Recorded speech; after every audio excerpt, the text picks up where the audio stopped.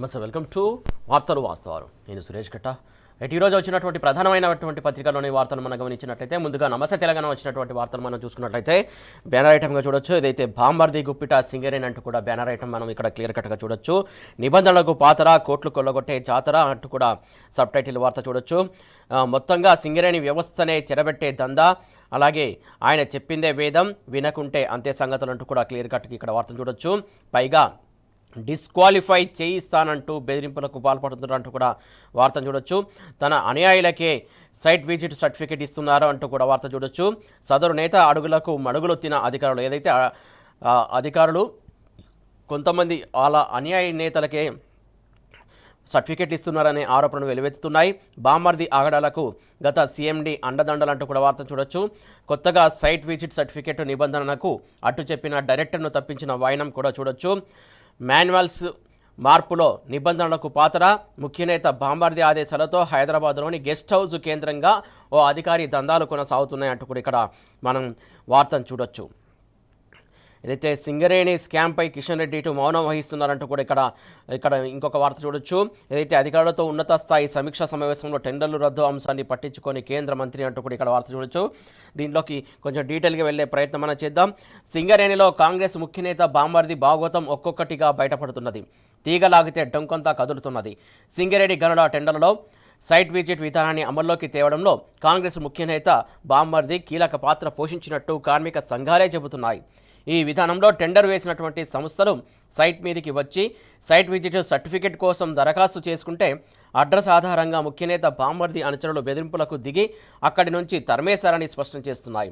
ఎన్నికల వేళ పోలింగ్ బూతులను ఆక్రమించుకుని ఓట్ల రిగ్గింగ్కు పాల్పడినట్టుగానే బావ అండతో బాంబర్ది అనుచరులు సింగరేణి కార్పొరేట్ కార్యాలయాన్ని చెరబెట్టారని, దౌర్జన్యంగా టెండర్లు దక్కించుకున్నారన్న విమర్శలు వెల్లువెత్తుతున్నాయి. ఇలా సంస్థ పరిధిలోని 7 గనులకు చెందినటువంటి ఓబీ పనులు, బొగ్గు రవాణా కాంట్రాక్టును సదరు బాంబర్ది ఆయన బినామీ కంపెనీలే దక్కించుకోగా 7 గనుల్లో కలిపి నెలకు దాదాపు 60 కోట్లకు పైగా వ్యాపారం సాగుతున్నట్టు తెలుస్తున్నది.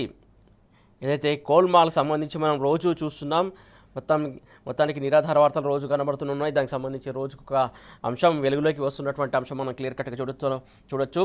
సింగరేణిపై రాబందులను వారనివ్వ అంటూ కూడా మరొక వార్త చూడొచ్చు. ఏదైతే ఉప ముఖ్యమంత్రి భట్టి విక్రమార్క మీడియాతో మాట్లాడినటువంటి సందర్భానికి సంబంధించి వార్త చూడొచ్చు. టెండర్ల ఫైళ్లు నా వద్దకో ప్రభుత్వం వద్దకో రావు. సింగరేణి సంస్థకు స్వయం ప్రతిపత్తి బోర్డు ఉన్నది.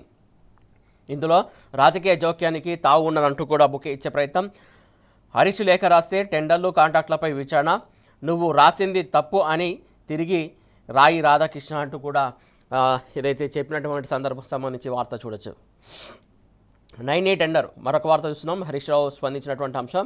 ఇదైతే 9E టెండర్ రద్దు చేశారంటే కుంభకోణం జరిగినట్టే కదా అంటూ కూడా హరీష్ రావు సూటిగా ప్రశ్నించారు. ఏదైతే 9E టెండర్ రద్దు చేశారు అంటే కుంభకోణం జరిగినట్టే కదా అని కూడా ఆయన ప్రశ్నిస్తున్నటువంటి అంశం. మసిపూసి మారేడుకాయ చేయకండి, సోలార్ స్కామ్పై మీ మౌనం ఎందుకు?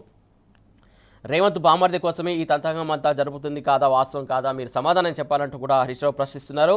సింగరేణిని సృజనగనిగా మార్చిండ్రు బీఆర్ఎస్ ఎల్పీ ఉపనేత హరీష్ రావు. ఈ అంశం సంబంధించి రోజు సీరియస్ అవుతున్నటువంటి అంశం. 9E టెండర్ను రద్దు చేయడమే అవినీతికి నిదర్శనమని, అదే తరహాలో పిలిచినటువంటి మిగిలిన టెండర్లను ఎందుకు రద్దు చేయడం లేదని ప్రభుత్వాన్ని బీఆర్ఎస్ ఎల్పీ ఉపనేత హరీష్ రావు ప్రశ్నించారు. బొగ్గు కుంభకోణంలో అవినీతి జరగలేదని సూటిగా చెప్పలేక ఉప ముఖ్యమంత్రి భట్టి విక్రమార్క విషయాలను పక్కదారి పట్టించే ప్రయత్నం చేశారని ఆక్షేపించారు. సింగరేణి బొగ్గు సోలార్ టెండర్ల వ్యవహారంపై భట్టి మీడియా సమావేశంలో పేర్కొన్న అంశాలపై ఆయన స్పందించారు. సీరియస్ అయినటువంటి అంశం సంబంధించి క్లియర్ కట్గా ఇక్కడ మనం వార్త చూడొచ్చు. మరిన్ని వార్త చూసుకున్నట్లయితే ఏదైతే ఆ షాపు బీఆర్ఎస్ లీడర్దా అయితే కూల్చేయనట్టు కూడా మరొక వార్త చూస్తున్నాం. ముందస్తు నోటీసు ఇవ్వకుండానే బుల్డోజర్తో నేలమట్టం చేశారు.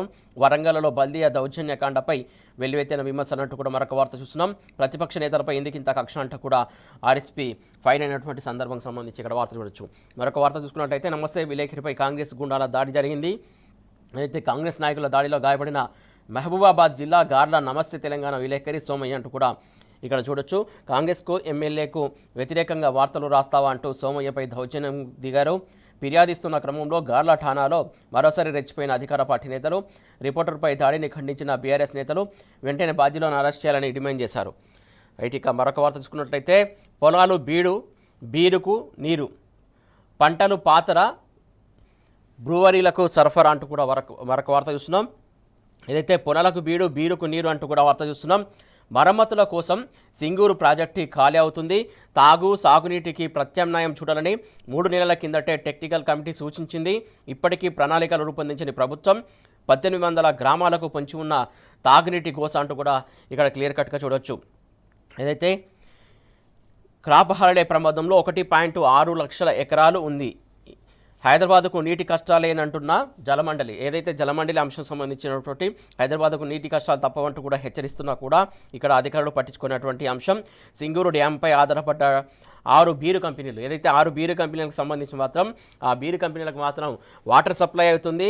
ఏదైతే తాగే నీటికి సంబంధించి కావచ్చు, సాగుకు సంబంధించి అంశం సంబంధించి కావచ్చు, తాగుకు ఎగనామం పెట్టి ఏదైతే బీరు కంపెనీలకు సంబంధించి మాత్రం అటు యథేచ్ఛగా వాటర్ సప్లై చేస్తున్నటువంటి అంశం, వాటికి ఇబ్బంది లేకుండా నీటిని సరఫరాకు అధికారులు చర్యలు తీసుకున్నారంటూ కూడా ఇక్కడ మన వార్తను బట్టి క్లియర్ కట్గా అర్థం చేసుకోవచ్చు. మరొక వార్త చూసుకున్నట్లయితే టీ హబ్పై సర్కారు దిద్దుబాటు, స్టార్టప్ కేంద్రంగానే కొనసాగించాలని సీఎస్కు సీఎం రేవంత్ రెడ్డి ఆదేశాలు. నమస్తే కథనంతో కదలిక వచ్చింది. ఏదైతే టీ హబ్కు సంబంధించి సర్కారు తీసుకున్నటువంటి నిర్ణయాలకి వ్యతిరేకంగా బీఆర్ఎస్ ఫైట్ చేసినటువంటి క్రమంలో మొత్తానికి ప్రభుత్వం తలొగ్గి దానికి సంబంధించి దిద్దుబాటు చర్యకు పూనుకున్నటువంటి అంశం. ప్రధానంగా నమస్తే తెలంగాణలో కథనంతో ఈ కదలిక వచ్చిందంటూ కూడా ఇక్కడ మనం వార్త చూడొచ్చు. మరొక వార్త చూసుకున్నట్లయితే విద్యుత్ సిబ్బంది నిర్లక్ష్యానికి రైతు బలి, ట్రాన్స్ఫర్ ఫ్యూజ్ వేస్తుండగా కరెంట్ షాక్ తగిలింది. చికిత్స పొందుతూ భిక్షపతి మృతి చెందాడు. జనగామ జిల్లా ఉప్పుగల్లులో విషాదం చోటు చేసుకుందంటూ కూడా వార్త చూడొచ్చు. మిగతా వార్తలు చూసుకున్నట్లయితే బండి అరవింద్కు లీగల్ నోటీసులు, 5 రోజుల్లో క్షమాపణ చెప్పాలని కేటీఆర్ డిమాండ్, లేదంటే సివిల్ క్రిమినల్ చర్యలు తీసుకుంటామని హెచ్చరిక చేసినటువంటి అంశం సంబంధించి మనం క్లియర్గా వార్త చూడొచ్చు. సిట్ బెదిరింపులకు భయపడను, ప్రజా సమస్యలు దౌర్జన్యాలపై పోరు ఆపను, చట్ట పరిధిలో నాకున్న సమాచారంతోనే జవాబిస్తా అంటూ కూడా బీఆర్ఎస్ ప్రధాన కార్యదర్శి ఆర్ఎస్ ప్రవీణ్ కుమార్ చెప్పినటువంటి సంభాషణ. దూషణలు చేయను, చిల్లర భాష వాడనంటూ కూడా ఆయన చెప్పుకొచ్చినటువంటి అంశం సంబంధించి క్లియర్గా మనం వార్తను చూస్తూ ఉన్నాం. ఇక మరొక వార్త చూసుకున్నట్లయితే కింద ఏదైతే కేటీఆర్, హరీష్ రావు సాక్షులే, నిందితులుగా విచారణకు పిలువలేదు అంటూ కూడా చెప్తున్నటువంటి అంశం. అందుకే సిఆర్పిసి 160 నోటీసు ఇచ్చారు స్పష్టం చేసిన మంత్రి జూపల్లి కృష్ణారావు అంటూ, వారిద్దరూ తప్పు చేయలేదని తేల్చి చెప్పిన మంత్రి అంటూ కూడా ఇక్కడ వార్త చూడొచ్చు. ఏదైతే నైని కుంభకోణం అంశం సంబంధించి ఇంకా క్లియర్ కట్గా మనం వార్త చూసుకున్నట్లయితే ఏదైతే తెర వెనుక పెద్ద తతంగం జరుగుతుంటూ కూడా ఇక్కడ డీటెయిల్గా చెప్పినటువంటి అంశం.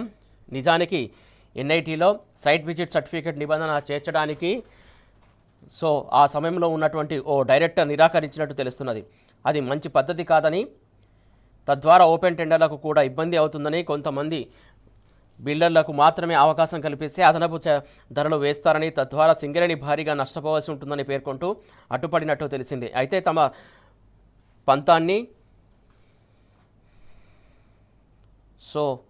ఏదైతే సింగరేణి సంబంధించి తద్వారా సింగరేణి భారీగా నష్టపోవాల్సి ఉంటుందని పేర్కొంటూ అడ్డుపడినట్టు తెలిసింది. అయితే తమ పంతాన్ని ఎలాగైనా సరే నెగ్గించుకోవాలన్న లక్ష్యంతో రాజకీయ కుట్రలకు పూనుకొని ఆ డైరెక్టర్ను స్వచ్ఛంద పదవి విరమణపై పంపించారన్న విమర్శలు వెల్లువెత్తుతున్నటువంటి అంశం.